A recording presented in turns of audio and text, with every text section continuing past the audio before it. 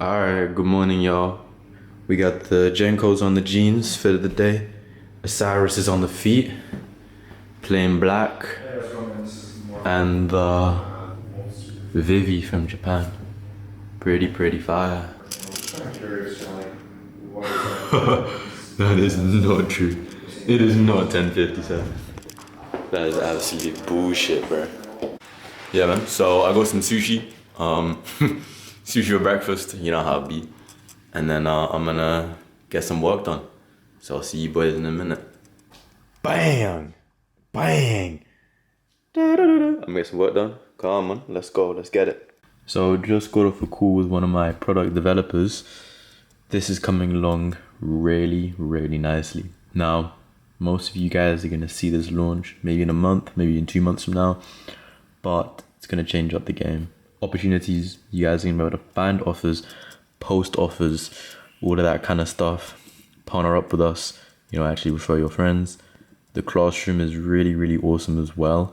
But the main thing, sales call analyzer. Now, what this is gonna do, which I feel like most don't do, is that it won't just look at the transcript, it'll look at the video and it'll look at the tonality. Because if you say to your prospect, okay, and I guess how does that make you feel?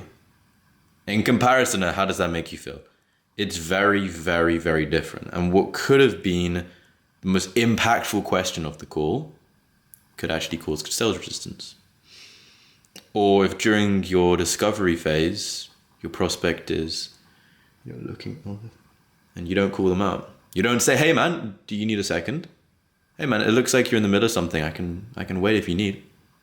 If you don't call them out, they're gonna think, oh fuck, I'm just on my phone, this guy's talking, I'm not listening. They know they're not listening to you. They're on their phone, they know they're on a call with you, and they know that they're disrespecting you. And if, as the salesperson, you don't say anything to them, you don't call them out, you don't say, hey brother, it seems like you're distracted, do you need a minute? If you don't say that, they will bullshit you later on in the call. But if you call them out, you call out their shit, then later on, they'll be much less likely to bullshit you, right? But it's about the frame, right? Frame is incredibly important. And it's about always maintaining the frame. If somebody says, hey man, I just want to get into it. What's the price? Why, tell me now. Then you'd be like, all right, man, hold on a second. Who hurt you? No one hurt me, man. I just, don't want to waste my time on a call like this. He's like, okay. I don't want to waste my time on a call like this either, man. Typically, people book in these calls with me to potentially look at getting help, to make more money. And for me, it's making sure that I can actually help them, right? Because otherwise, I would have just told you the price. But I'm not going to do that because I have a job as your coach to actually provide the help, the specific help that you need to get to where you're trying to go. So and this is super duper direct, man. Either we can have a productive conversation about understanding where you're at and where you're trying to go and seeing if I could actually help you out there. And we can have that productive conversation, or we can just jump off the call right here. What would be better, man? No, I'd have a productive, oh yeah, okay. Awesome, man. Imagine you told them the price. Imagine you told them the price. Or imagine you said, oh, I'm sorry, man. I just want to ask you a few questions, first, and then then I'll show you the numbers, and then I'll tell you, no, man. You got to call them out. You got to say, man, I'm here to have a productive conversation. I want to make sure that I can help you, which is my role as your coach. So do you want my help? Yes or no?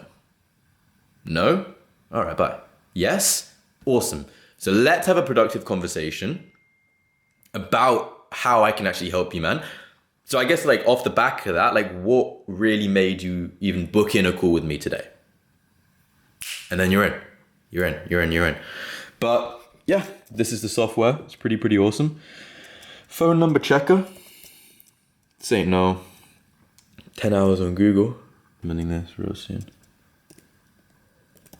Now this is good because it will essentially tell you where your prospect is, Now this is done in terms of city size, most likely, in terms of population, time zone. But then at the same time, like if you were to go one further, you have the first 6 digits, boom. You know exactly where they are, you know what state they're in, and you know what time zone they're in. It's pretty magical. It's pretty magical. It's gonna get you to close more deals. One other thing, I just want to kind of show you guys whilst I'm on my laptop here. If any of you want the PDF version of reality transurfing, genuinely, if you'd like it, just shoot me a message on Instagram and I will send it to you. The entire book, right? Steps 1 to 5. I'll send you the whole thing. Genuinely, because I just have it in my laptop. These are people I've sent it to already. They're gonna master reality. Oh my god. but yeah, this is the kind of business account. Do have a personal account as well. Let me just log into this. So this is my my personal account, actually, and it's got a bit more in here. But feel free to follow me on either of these if you do actually come across this. Now this isn't just me plugging, but yeah, 100%. Well, we out here. I'm gonna get some work done. I've got to get some ads up for tomorrow. Got a funnel to make. You know what? You man wanna see my funnel?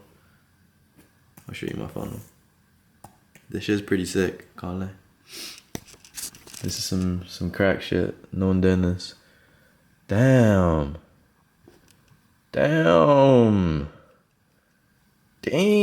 Built by myself as well. Built by myself. Got the portfolio. Damn. But yeah. When I really sort of saw the magic in sales was when I closed my first $3,000 deal. Now, I was in Africa. I was in Mauritius. I was on a family holiday. I would lock myself in this meeting room and I just set in the morning, close in the evening, Eastern time. It was all throughout the night. It was awesome. And I had a call with this guy. I had a pen and paper just because I thought that it would be cool. I thought it would look cool, you know, if I held a pen. And at the beginning of the call, he said to me, hey man, like I need to change. Like I need to make money. I need to get more leads. I need to close more jobs so that I can actually send my kids to school. And I wrote it down. I don't know why I did. And then it got to the end of the call, right? And my offer was, the price is 9K. Obviously it's a price objection that comes up. And then you objection handle the price objection. Really just reaffirm that they believe that it can work. That the problem is the symptom, right? Again, anytime you get a price objection, you go, cool man, like, is the problem that you don't have 9K or is the problem that you don't have the lead source so that 9K isn't an issue? And they'll go, the problem's the lead source, right? You kind of take them through. And then what you can basically do, and this is what I did, I say, cool man, what we can do just for this call is we'll do, instead of 3 months, we'll do 1 month, instead of 9K, we'll do 3K. How would you like to proceed? He was like, let's do it, man. So we went to go get his credit card, right? And he sat back down, he looked at me, and I'll never forget this. He was like, Dylan, you know, I really want to do this, but I just can't pay the 3,000. I know that I won't get the deal. I know I'll have to pay 9K. I just can't do this today. And I looked at him and I just said to him, like, brother, like, be real with me, you're not going to pay 9K. If you don't do this today, you're not going to do it at all. And, you know, with your current lead flow, like, is that actually going to be enough to be able to send your kids to school? And then you pay it. Because I sold on the purpose, on the identity of not only the father who's able to send his kids to school, which is the identity that I sold him to. I sold him that this is where he is now. This is who he wants to be, the father who can send his kids to school. Bridge the gap, yes, now he's walking that path. But I also the identity and the purpose of being able to send his kids to school. Super powerful. I'm gonna catch you boys in a bit. I've been grinding, I've been working, hella free value in these vlogs, and go close some fucking deals.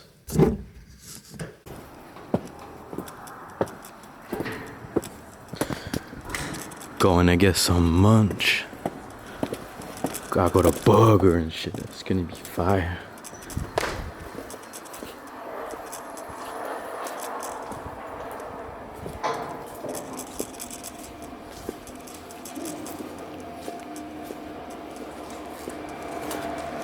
Yo. Appreciate you, brother. Haunted. Oh. Too lang, bro. Too lang. Actually, too lang. How do I close this bitch? Alright, easy. Let's get it, boys. Burger maxing, fry maxing, ketchup maxing. Too easy. Oh. But that bitch is so cold. I did like a deep plunge and I listened to my subliminals. But holy shit, bro. I still can't get over this place. Like it's actually fucking ridiculous, bro. Yeah, I'm gonna munch my shit. And I'll hit you boys with some sauce before I head off for the night. Alright, this is called the Snos Catch.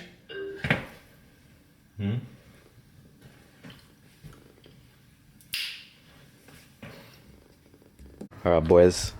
Finishing up our cigar here. Pretty lang. I'm dipping out of the B&B tomorrow.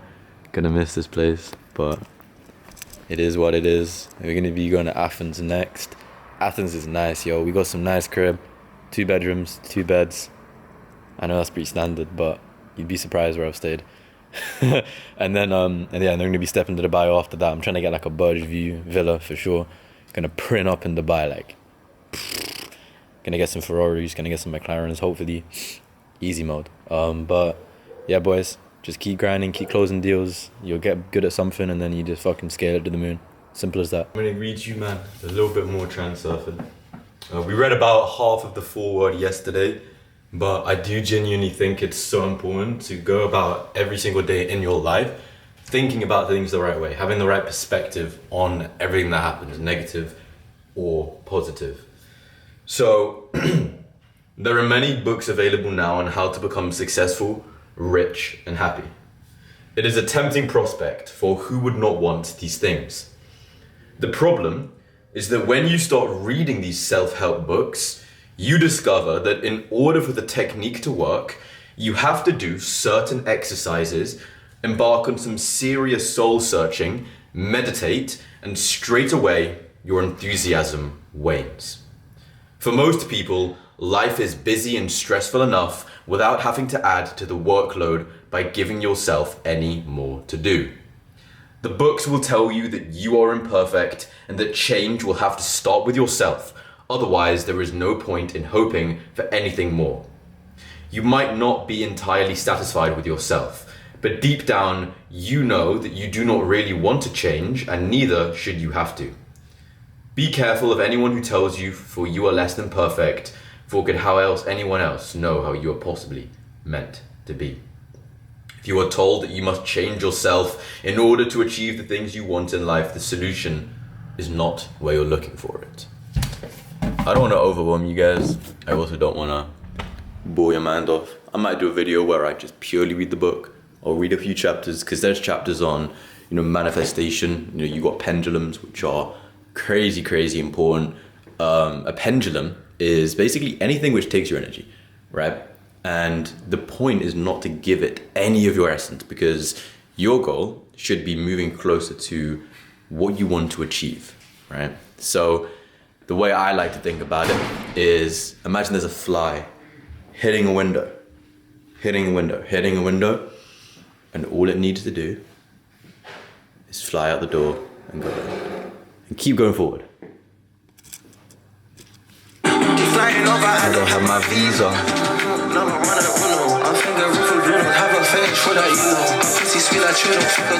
Only choices.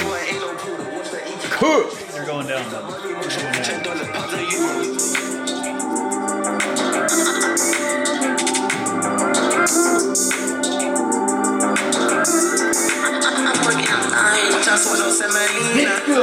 Bad girl Latina, said she never done it, but I blow it like a beater.